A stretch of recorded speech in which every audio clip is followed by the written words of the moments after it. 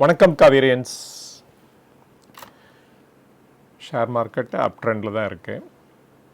And இந்த வாரமும் அதே மாதிரி அப் ட்ரெண்டில் தான் போயிருக்கு. இன்றைக்கி நியர்லி அபவுட் 250 பாயிண்ட்ஸ் ரைஸ் ஆகிருக்கு. தட் இஸ் ஒரு 11:30 போல், அதாவது மண்டே அன்னைக்கு 11:30 போல் இந்த 250 பாயிண்ட்ஸ் மேலே போயிருக்கு.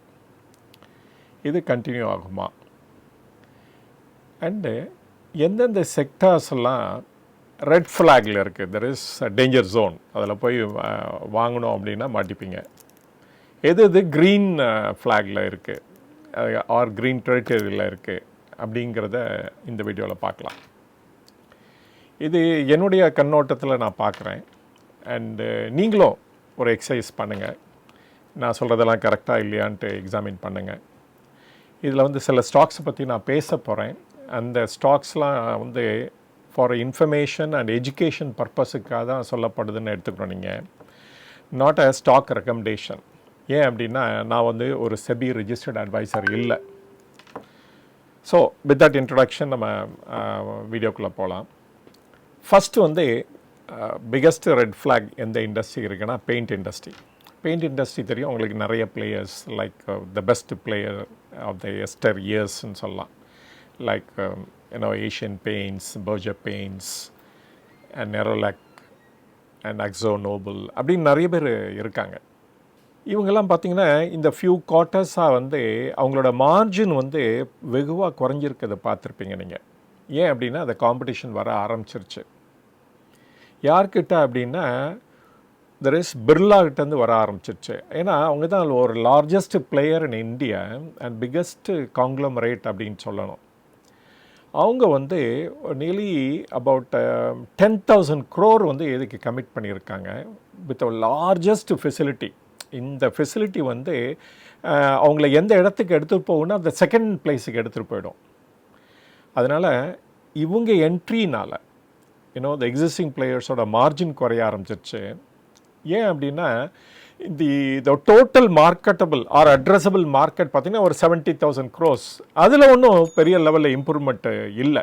அதனால் அந்த எக்ஸிஸ்டிங் மார்க்கெட்டுக்குள்ளே இவங்களுக்குள்ள அடிதடி அப்படின்னு சொல்லலாம் நம்ம. அண்டு பிர்லா ஓப்போஸ் மூலமாக இவங்க என்டர் பண்ணியிருக்காங்க. ஏன்னா அவங்களுக்கு ஏற்கனவே இந்த டிஸ்ட்ரிபியூஷன் நெட்வொர்க்லாம் இருக்குது. அதுனா அது ஒரு பெரிய இம்பார்ட்டன்ட் ப்ளஸ் ஃபேக்டர் அவங்களுக்கு. அதனால தான் இவங்க என்டர் பண்ணாங்கன்னு கூட சொல்லுவோம். சரி, பிர்லா மட்டும் தான் என்டர் பண்ணாங்களா? இல்லை, ஜேஎஸ்டபிள்யூ அவங்க பெயிண்ட்ஸில் வராங்க. தென் ஆஸ்ட்ரால், அப்புறமேல பிடிலைட், இந்த மாதிரி நிறைய நியூ பிளேயர்ஸ்லாம் வர ஆரம்பிச்சிட்டாங்க. இதை தவிர there are so many regional பிளேயர்ஸ்லாம் உண்டு வேறு. ஸோ இதனால் இந்த இண்டஸ்ட்ரியில் ஹெவி காம்படிஷன் இருக்கிறனால பெரிய லெவலுக்கு இந்த ப்ரைஸஸ்லாம் மேலே போகாது அப்படின்னு நான் ஃபீல் பண்ணுறேன். ஸோ எப்படி இந்த சக்ஸஸ்ஃபுல்லாக ஆக போகிறாங்க இந்த நியூ பிளேயர்ஸு, எப்படி மார்க்கெட் ஷேரு இவங்களுக்கு கிடைக்க போகுது அப்படிங்கிறத ஒரு 3-4 இயர்ஸ் கழித்து தான் நம்ம சொல்ல முடியும். ஸோ அதனால் பெரிய லெவலில் க்ரோத் இருக்காதுன்னு தான் நான் ஃபீல் பண்ணுறேன் for the existing or new players. Therefore paint industry இந்த ரெட் கேட்டகரியில் தான் நம்ம போடணும். அப்புறம் டெலிகாம் பிளேயர்ஸ். டெலிகாம் பிளேயர்ஸ் பார்த்திங்கன்னா இப்போ past 3 குவார்ட்டர்ஸாக the price A R P O increase பண்ணிகிட்டே போயிட்டுருக்காங்க. எதர் ஜியோவாக இருக்கட்டும், இல்லாட்டா ஏர்டெல்லாக இருக்கட்டும், ஈவன் வோடஃபோன் ஆல்சோ இன்க்ரீஸ் பண்ண ஆரம்பிச்சிட்டாங்க. அண்டு இப்போ ப்ரெசண்ட்டாக என்ன ப்ராப்ளம் அப்படின்னு பார்த்தீங்கன்னா த என்ட்ரி ஆஃப் டெஸ்லா, அவங்களுடைய ஸ்டார் லிங்க் வரப்போகுது. ஸோ அவங்க இந்த பெரிஃபரியில் இருக்கிற தெர் இஸ் பார்டர் ஸ்டேட்டில் இருக்கிற ஏரியாவில் தான் அவங்களுடைய ஃபோக்கஸ் நிறையா இருக்கும் டு பிகின் வித். அப்புறமேல் தான் அதர் ஏரியாஸ்க்கு வரத சான்சஸ் இருக்குது. மொரோவர் அவங்களுடைய ப்ரைஸும் ரொம்ப ஹையாக இருக்க போகுது. அதனால் அது த்ரெட்டு இல்லைன்னா கூட இவங்களுடைய ஏஆர்பி ஃபியூச்சர் குவார்ட்டர்ஸில் இன்க்ரீஸ் ஆகுமா அப்படிங்கிறது தான் ஒரு பெரிய கொஸ்டின். அப்போ ஏஆர்பி இன்க்ரீஸ் ஆக போகிறது இல்லைன்னா எப்படி இவங்க நல்லா பர்ஃபார்ம் பண்ணுவாங்க அப்படிங்கிறத பார்க்கணும். பட் இதில் பார்த்திங்கன்னா 2 லிஸ்டட் பிளேயர் தான் நமக்கு தெரியும். ஒன்று வோடஃபோன், இன்னொன்று பாரதி. ஏன்னா அந்த தேர்ட் பிளேயர் பார்த்திங்கன்னா ஜியோ அவங்களுடைய இஸ் அ கன்சாலிடேட்டட் ஃபிகர் தான் கொடுக்குறாங்க. ஸோ அதனால் நம்ம கிளியராக சொல்ல முடியாது அவங்களுடைய பர்ஃபார்மன்ஸ் எப்படி இருக்குன்னு இண்டிபெண்டண்டாக அனலைஸ் பண்ண முடியாது. அண்டு இதே சமயத்தில் நம்ம இதோட சப்போர்ட்டிங் இதெல்லாம் பார்க்கலாம். For example the Indus Towers, அவங்களுடைய பர்ஃபார்மன்ஸ் எப்படி இருக்க போகுது அப்படின்னா, இப்போ இந்த ஸ்டார்லிங்க் வர்றதுனால இந்த நம்பர் ஆஃப் டவர்ஸை இன்க்ரீஸ் பண்ணுமா அப்படிங்கிற கொஸ்டின் கூட வரப்போகுது. அதே சமயத்தில் இந்த சார்ஜஸ் வந்து ஹெவியாக கவர்மெண்ட் ஆஃப் இந்தியா லெவி பண்ணுறதுனாலையும் இந்த இண்டஸ்ட்ரி வந்து ப்ராப்ளம் நிறைய ஃபேஸ் பண்ணிகிட்ருக்கு. பட் ஆனால் இப்போ ரீசெண்டாக வந்த ரிப்போர்ட் படி என்ன சொல்கிறாங்க அப்படின்னா இந்த ஸ்பெக்ட்ரம் யூசேஜ் சார்ஜஸ் கூட அபாலிஷ் பண்ண போகிறதா சொல்கிறாங்க. அப்படி நடந்துச்சுன்னா அது வோடஃபோன் தான் பிகெஸ்ட் பெனிஃபிஷரி இருப்பாங்க. பட் பொறுத்திருந்து தான் பார்க்கணும் அது எப்படி நடக்க போகுது. அகெயின் வந்து இதை வந்து ரெட் ஃப்ளாகில் தான் நம்ம பேசணும். தென் கேபிள்ஸ் அண்ட் வயர்ஸ், இதுலேயும் இந்த தி பிர்லா குரூப் என்டர் பண்ணுறாங்க. அண்ட் எக்ஸிஸ்டிங் பிளேயர்ஸ் பார்த்தீங்கன்னா இந்த பாலிகாப் தான் biggest player, about 26% market share வச்சுருக்காங்க. வித் அதர் பிளேயர்ஸ்லாம் எடுத்திங்கன்னா KEI industry, then the Havells and Finolex, இந்த மாதிரி பிளேயர்ஸ்லாம் இருக்காங்க. அபவுட் 10 to 12% வச்சுருக்காங்க ஷேர். இப்போ எப்படி இந்த கேபிள் இண்டஸ்ட்ரி வந்து it is again a proxy infrastructure தான் சொல்லணும். இந்த இண்டஸ்ட்ரி வந்து சடன் என்ட்ரி ஏன் கொடுத்தாரு பிர்லான்னு பார்த்தீங்கன்னா அகெயின் த சேம் சொல்கிறோம் பாருங்கள், இந்த பெயிண்ட் இண்டஸ்ட்ரி சொல்கிற அதே இது தான் இங்கே சொல்லி ஆகணும். அண்டு இவங்களுக்கு டிஸ்ட்ரிபியூஷன் நெட்வொர்க் நிறைய இருக்குது. அந்த டிஸ்ட்ரிபியூட்டர்ஸ் மூலமாகவே இவங்க வந்து இந்த கேபிள்ஸ் அண்ட் வயரும் டிஸ்ட்ரிபியூட் பண்ணலான்னு பார்க்குறாங்க.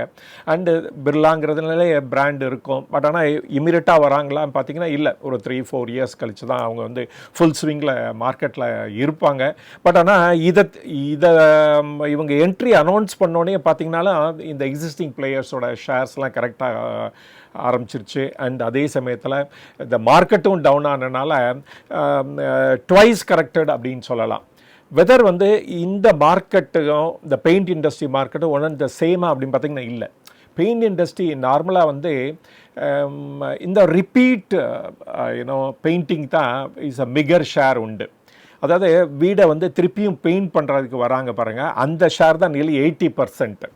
அதில் நியூ ஹவுசஸோட மார்க்கெட் ஷேர் பார்த்தீங்கன்னா ஒன்லி 20%. பட் கேபிளில் வந்து என்டையர்லி தி ஆப்போசிட். ஆக்சுவலாக நியூ ஹவுசஸ் தான் கேபிள்ஸ் நிறைய தேவைப்படும். அந்த existing houses very normal replacement தான் தேவைப்படும். ஸோ அதனால் இந்த ரெண்டு இண்டஸ்ட்ரியும் நம்ம கம்பேர் பண்ண முடியாது. பட் வந்து இந்த ஃப்யூச்சர் காம்படிஷன் வந்து ரொம்ப ஜாஸ்தியாக இருக்கும். ஸோ இப்போ வந்து காம்படிஷன் தான் இன் திங் ஃபார் ஆல் இண்டஸ்ட்ரின்னு நினைக்கிறேன்.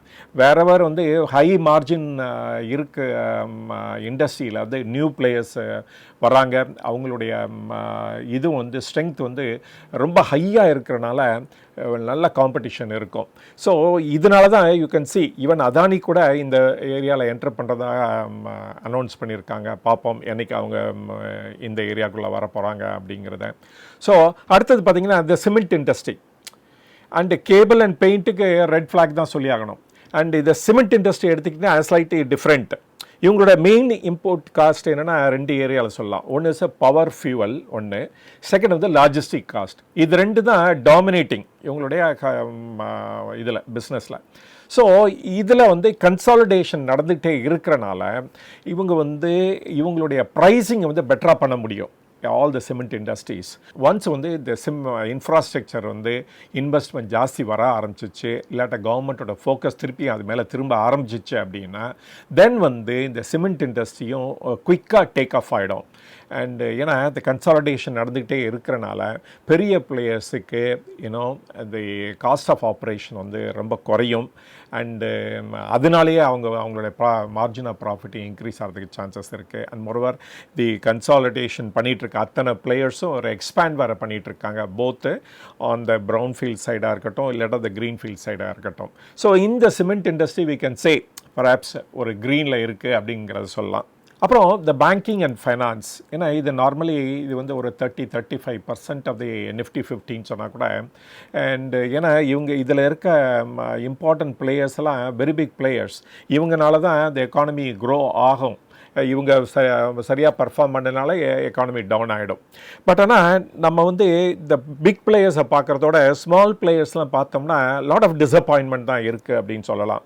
And both the big player private as well as small players, private as well as public sector players எல்லாருமே அஃபெக்டட் இந்த என்பிஏனால். எஸ்பெஷலி எந்த ஏரியாவிலேருந்து வந்திருக்குன்னு பார்த்தீங்கன்னா தி மைக்ரோ ஃபைனான்ஸ் லெண்டிங்னாலையும் இல்லாட்டா அன்செக்யூர்ட் லெண்டிங்னாலையும் நிறைய ப்ராப்ளத்தை இப்போ ஃபேஸ் பண்ணிகிட்ருக்காங்க. பட் ஆனால் ஒன் மோர் இந்த ப்ரைவேட் செக்டார் பேங்க்ஸ்லேயே who will emerge as a next HDFC அப்படின்னு சொல்லி நிறைய பேங்க்கை பற்றி நம்ம பேசினோம். Like IDFC first bank, then Bandhan bank, then RBL, அது மாதிரி நிறைய இது பேசினோம். பட் எல்லாருமே டிசப்பாயிண்ட் பண்ணிட்டாங்க அப்படின்னு தான் சொல்லணும். எல்லாரோட ஷேரும் ரொம்ப வெகுவாக குறைஞ்சிருக்கு இந்த டைமில். பிகாஸ் எல்லாருக்குமே இந்த ஏரியாவில் எக்ஸ்போஷர் நிறைய இருக்குது unsecured or micro finance lending இன்ஸ்டிடியூஷனில். அகெயின் வந்து வெயிட் அண்ட் வாட்ச் தான் போடணும் இல்லையா, கம்ப்ளீட்டாக வந்து we cannot say the green side அப்படின்னு. ஏன்னா இந்த எம்பிஏலாம் செட் ரைட் ஆகணும், அப்புறமேல் தான் க்ரோத் ஃபேக்டர் பற்றி நம்ம பேச முடியும்.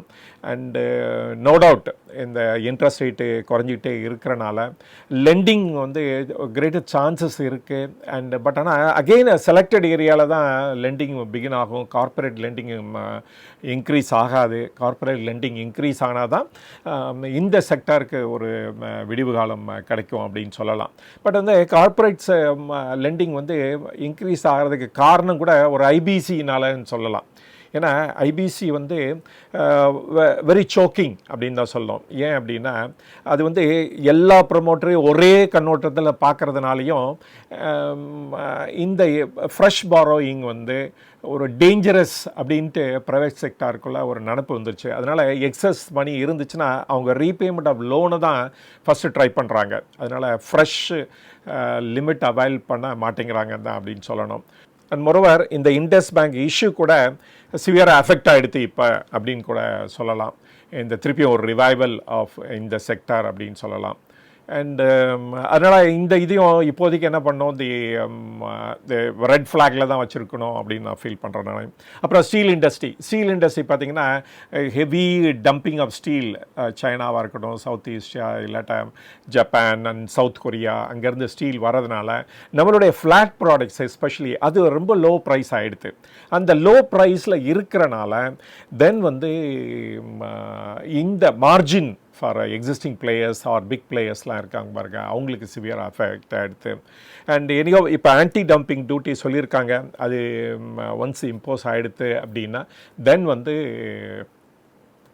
இந்த இண்டஸ்ட்ரிக்கு ஒரு பெட்டர் மார்ஜின் கிடைக்கும். பட் எல்லா பிக் பிளேயர்ஸும் எக்ஸ்பேண்ட் பண்ணிகிட்டு இருக்காங்க. ஸோ அதனால் இப்போதைக்கு வாட்ச் லிஸ்ட்டில் இருக்கலாம் இந்த மாதிரி இண்டஸ்ட்ரி அப்படின்ட்டு. பட் ஒன் நெகட்டிவ் இது என்ன அப்படின்னா ஹெவி பாரோயிங், எல்லாரோட பிளேயர்ஸ்க்கும் ஹெவி பாரோயிங் இருக்குது, எக்ஸ்பேன்ஷனும் போயிட்டுருக்கு. ஸோ இப்போ மார்ஜின் இம்ப்ரூவ் ஆச்சு அப்படின்னா அவங்க வில் பி பெட்டர் விக்கெட்டில் இருப்பாங்க. பட் டாடா ஸ்டீல் எடுத்துட்டிங்கன்னா அவங்களோட இங்கிலாந்து இஷ்யூ இன்னும் still to be sorted out அப்படின்னு நான் சொல்லணும். ஜுவல்லரி இந்த ஷார்ட்டாக சொல்லிடுறேன். ஜுவல்லரியில் வந்து ஹை ப்ரைஸ் ஆஃப் கோல்டு இருக்கிறனால தி சேல்ஸ் ரெவென்யூ இன்க்ரீஸ் ஆகும், பட் மார்ஜின் ஆஃப் ப்ராஃபிட் குறையும். அதனால் எக்ஸிஸ்டிங் பிளேயர்ஸை அவங்க வந்து பெட்டர் ரிசல்ட்ஸை ப்ரொடியூஸ் பண்ணுறதுக்கு கஷ்டம் அப்படின்னு நான் ஃபீல் பண்ணுறேன் நான்.